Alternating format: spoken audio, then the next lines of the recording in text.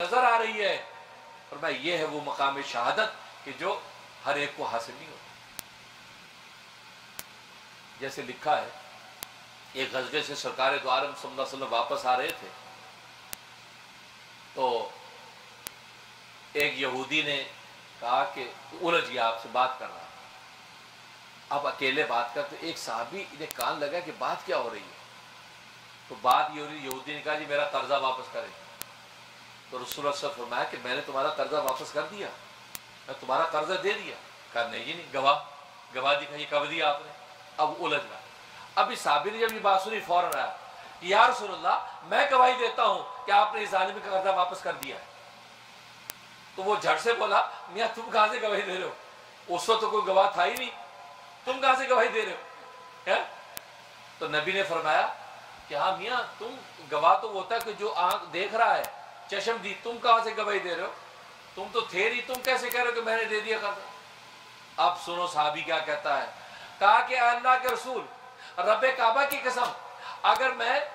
اپنی آنکھوں سے آپ کو دیکھ لیتا، ہو سکتا کہ میں یہ سوچتا میری آنکھ نے دھوکہ کھایا ہے، لیکن جب آپ کی زبان سے میں نے یہ سن لیا کہ آپ نے کہا میں نے قرضہ دے دیا، تو خدا کی قسم لاکھ دفعہ گواہی دینے کو تیار ہوں کہ محمد جھوٹ نہیں کہہ سکتے، محمد نے حق کہا ہے، واقعی محمد نے قرضہ دے دیا ہے،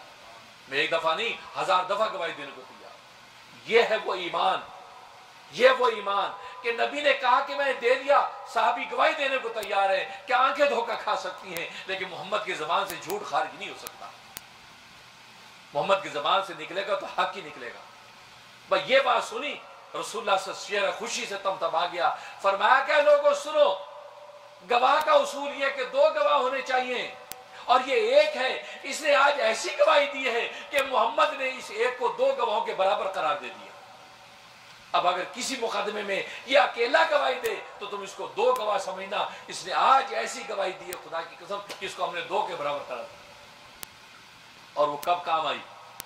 جب قرآن کریم کی یہ تدوین ہو رہی تھی، قرآن جمع کیا جا رہا تھا، تو اصول یہ بنایا گیا کہ بھئی جو قرآن کریم لے کے آئے گا، چمڑے پہ لکھا ہوا، پتے پہ لکھا ہوا، درخت کی چھال پہ لکھا ہوا، تو اپنے ساتھ گواہ لے کے آئے۔ 2 آدمی آ کے گواہی دیں گے ہاں جی یہ اس وقت لکھا تھا یہ قرآن کی آیت۔ یہ صحابی آئے تو ایک آیت لائے، اکیلے ہیں، ساتھ اور گواہ نہیں ہیں، انہوں نے آ کے دکھایا جی یہ آیت اس وقت لکھی تھی یہ بھی۔ حضرت عمر نے کہا کہ میاں دوسرا گواہ کہاں ہے؟ کہا جی نہیں میں تو اکیلا ہی ہوں اور کوئی گواہ نہیں، یہ بات ہے۔ حضرت عمر کہا نہیں بھائی 2 گواہ چاہیے، 2 گواہ ہوں گے تو ہم قبول کریں گے ورنہ لے جاؤ، یہ بات ہے۔ اور وہ اٹھنے لگا تو صدیق اکبر رضی اللہ تعالیٰ عنہ، سبحان اللہ، عالم الناس، سب سے بڑا علم ابو بکر کو ملا، انبیاء کے بعد پہلے نمبر کا انسان ابو بکر۔ ابو بکر نے کہا عمر تم دیکھتے نہیں اس کو کون ہے، یہ وہی تو ہے کہ جس کے بارے میں رسول اللہ نے کہا تھا اس اکیلے کی گواہی 2 کے برابر، اسے رسول اللہ کے لیے جو گواہی دی تھی رسول اللہ اس ایک کو 2 کے برابر قرار دیا، آج ہم اس ایک کی گواہی کو 2 شمار کریں گے اور اس کا لائے ہوا یہ نوشتہ قبول کریں گے۔ دیکھو کہاں کام آیا اس میں دوست بزرگوں، یہ تو شہید کو اللہ دل کی وہ آنکھ دیتا ہے کہ بات سن کر نتیجے پر پہنچ جاتا ہے، گویا کہ دل کی آنکھ سے دیکھ رہا ہے، یہ شہداء کا مقام۔ اس کے بعد جو بھی شہداء کے طرز عمل پر چلتا ہے، اس کی اتباع کرتا ہے، اگرچہ وہ مقام حاصل نہیں ان کو مشاہدہ کا،